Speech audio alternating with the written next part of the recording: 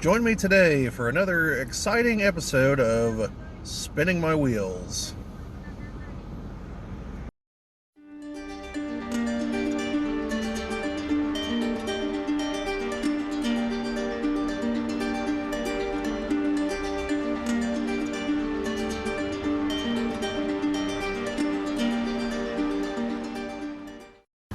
Welcome back to those of you who've been here before. Welcome to those of you who are new to the channel. This is going to be a hopefully short video about some ideas, half-formed ideas, and other things I've seen tossed around lately. By lately, I mean the last couple days, about the current situation with the Dungeons and Dragons OGL, which we've done a couple of the videos on. I'll link to them in case you haven't seen them yet. And I sincerely hope this isn't the first you're hearing of this, because, well, there's other videos that do a far better job, and I'm mainly going to be talking about solutions and not the problem itself. So, here goes. Okay, well, I lied. I am actually going to briefly describe the problem so the solution makes some sense. The problem as it stands is that during 3rd edition, so the early 2000s, possibly the year 2000, Wizards of the Coast created and released what was called the Open Gaming License, which was essentially a collection of stuff saying, hey, if you use this in your games, we're not going to attempt to sue you. And a lot of people agreed to it. Now, as I understand it, at the moment they're attempting to revoke or somehow otherwise cancel or deauthorize, I think is the term they're trying to use, the current version of this, which at present allows you to use 3.0, 3.5, and 5th edition mechanics. I don't know where 1st and 2nd fall in that. I don't know if they're included in the one that deals with 3rd edition or not, or if they just don't even bother mentioning them. So that's a fault on my part. I really should look into that. But anyway, so there's some other aspects to it, like the allowing access to the SRD, but that's not super important here.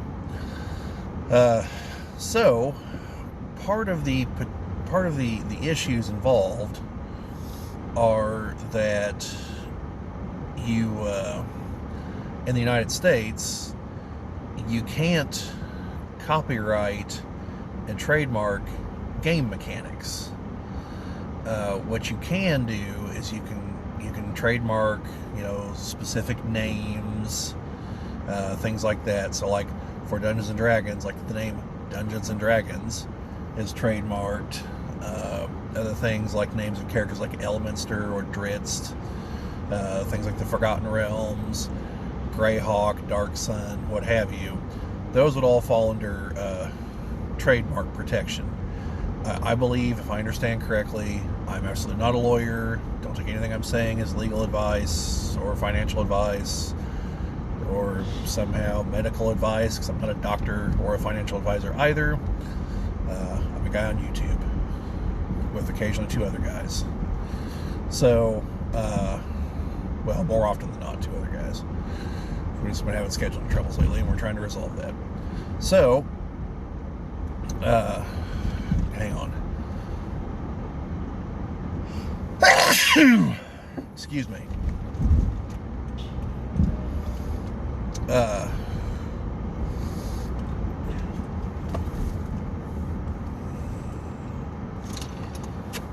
Sorry, had to dodge a bus there. So,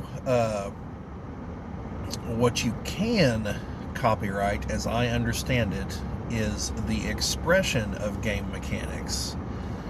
And that has been taken to mean that you can copyright the exact words of your rule set. But if someone else can describe it in a sufficiently different manner, well, then they can copyright their version, and you don't have a leg to stand on legally. Now, given the litigious nature of the U.S. legal system, you can still try to sue. And that is an aspect people need to keep in mind here, that Hasbro has very deep pockets and might engage in an absolute scorched earth, lawfare approach to this and completely destroy whatever goodwill they may have left at this point, which isn't much, if anything. Because thus far I've only seen one absolute psycho defending all this on YouTube. And I'm not going to mention his name. So, those of you who watch a bunch of D&D videos, you've probably come across him before. He makes like 5 videos a day. So, anyway,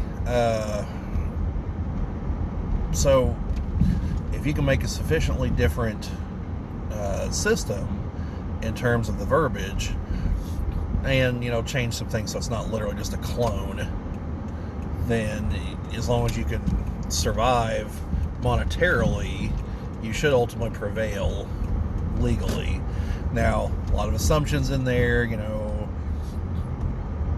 is the case law as settled as everyone says it is?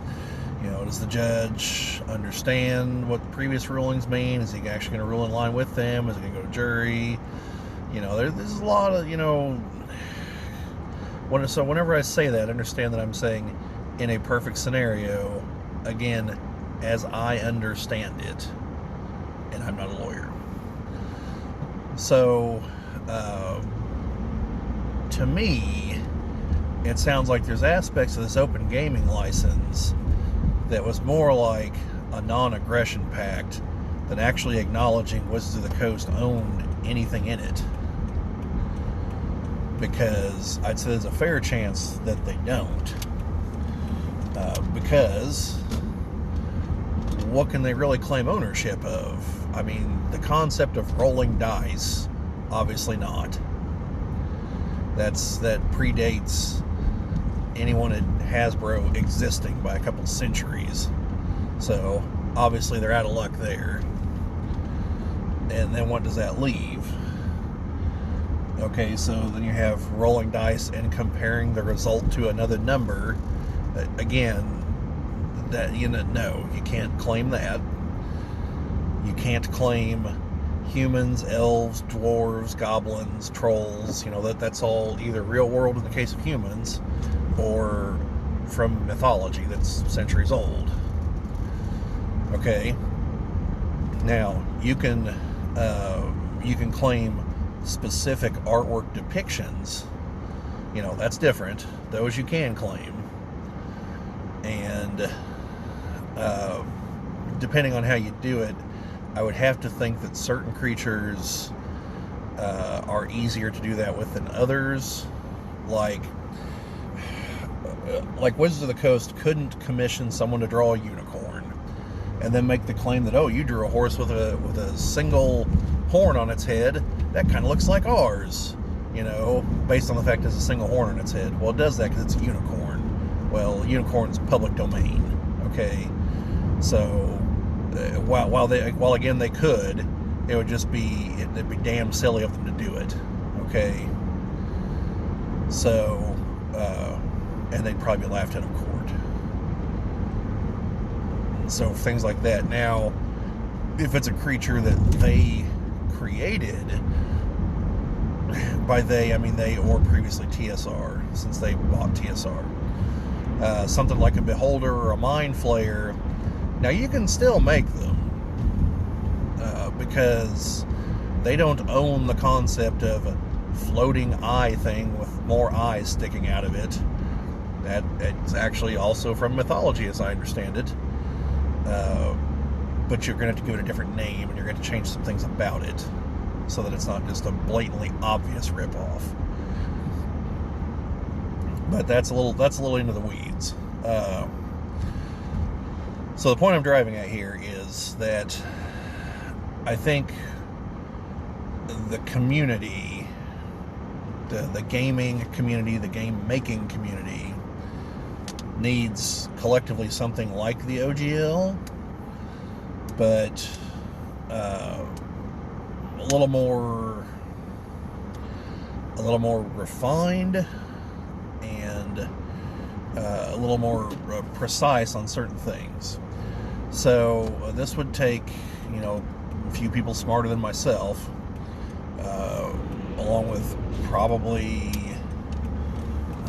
people with a more of a history background, I would think, and definitely at least one, if not multiple lawyers, to come together and extensively research, things like all of the mechanics employed in most RPGs, so that they can definitively say, well, clearly this comes from this game, which, was released a century ago, or this comes from here, which was, from 1000 BC or something, and just systematically go through so that ultimately we'll have a document that will say, these things in here are open for everybody to use.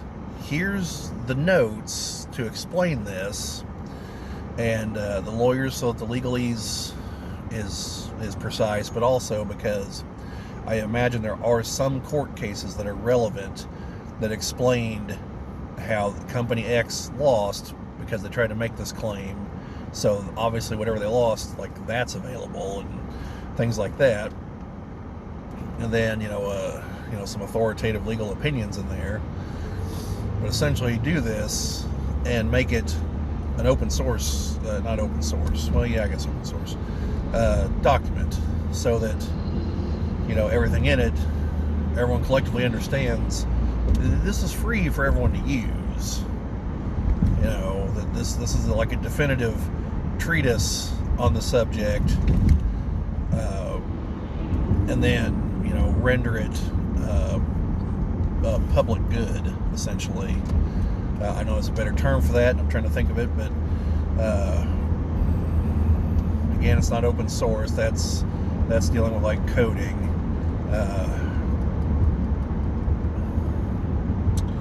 Public domain, that's the term I'm thinking of. And that might not be the proper term, which again is why a lawyer would be needed, and people, again, a little bit smarter than myself here. So I've seen an idea roughly like this proposed. I just think that it can be taken a couple steps further, and having something like that, and then having several people within the industry sign on to it, and having expert legal folks sign on to it, I think would be critical in a court battle down the road. It would give someone like Hasbro a second thought in engaging in trying to engage in lawfare.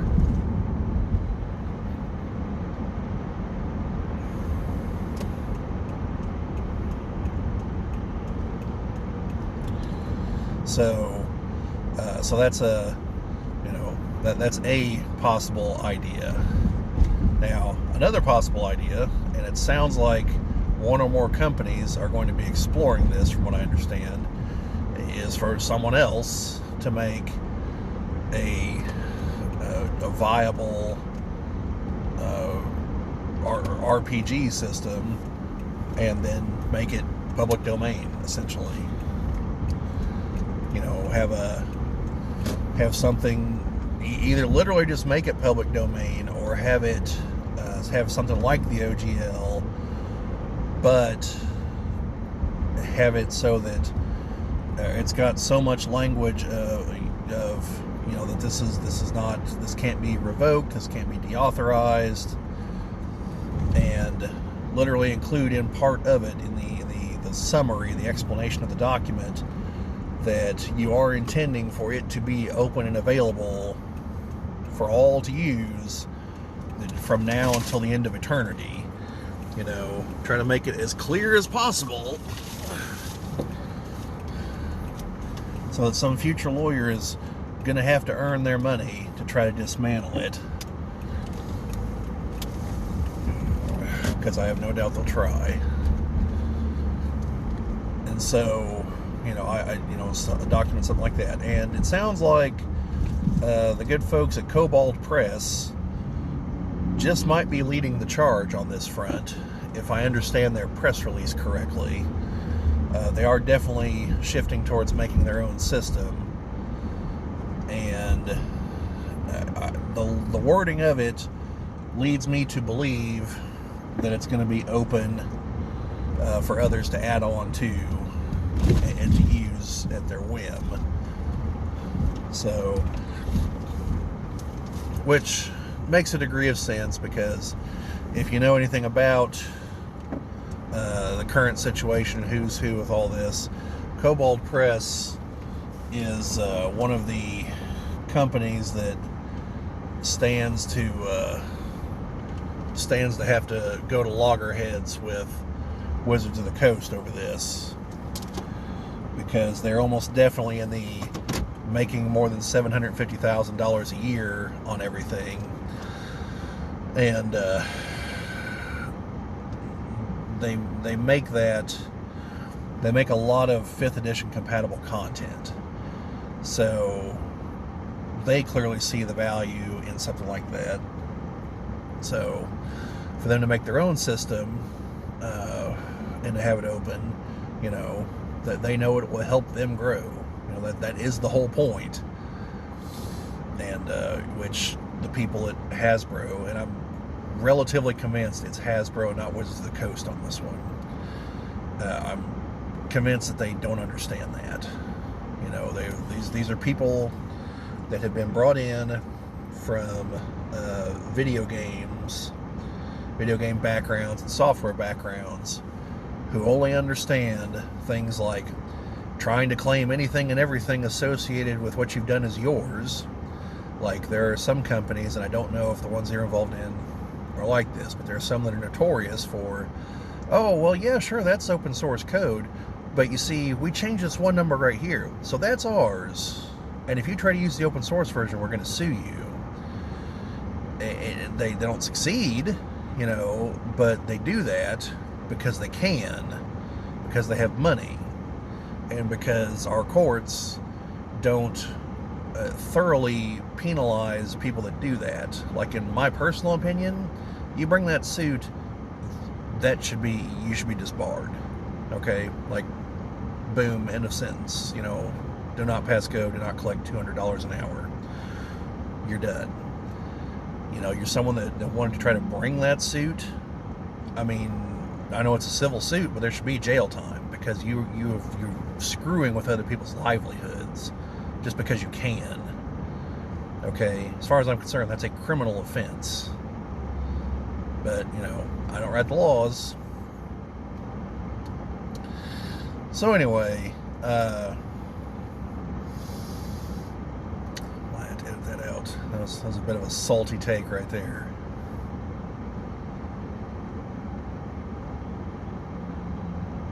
So anyway, I think that's the way forward, is, either a group come together, make a commons document so everyone understands these things are open for everybody. Take them and use these and your own building blocks to build something, or just build with just these if you feel. Or one or more companies are going to create their own systems and have them be open. So, and that appears like that's going to happen. So the other would be nice, but so would Utopia. But that's never going to happen. So anyway, like to thank you if you stuck around to this point. Hopefully you got something out of this. Tell me what you think of the ideas down below in the comments. I'll try to link to the Cobalt Press announcement, and hit the like, share, subscribe, share, make some comments, all that fun stuff. We'll try to keep everyone up to date on any new developments.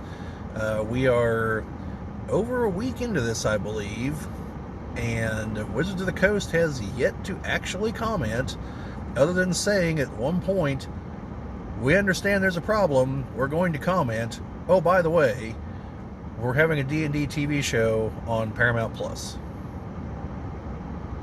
That's not a response. That's as another gentleman put it.